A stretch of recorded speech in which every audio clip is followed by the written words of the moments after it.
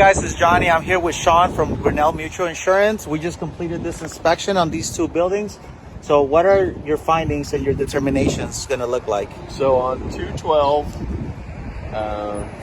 we're going to do a membrane and the insulation, normal repair, including the parapet walls. On 216, the barrel roof, we're just going to allow for some repairs. There's maybe some minor wind damage. A lot of maintenance on that roof, as we talked about. So we're going to give you a little bit of repairs on 216, and that should wrap it. Pending all the coverages, obviously. Yes. Thank you, Grinnell Insurance, and thank you, Sean, for all your help. You're welcome, John. Blown off there and caused uplifting on the membrane and caused water and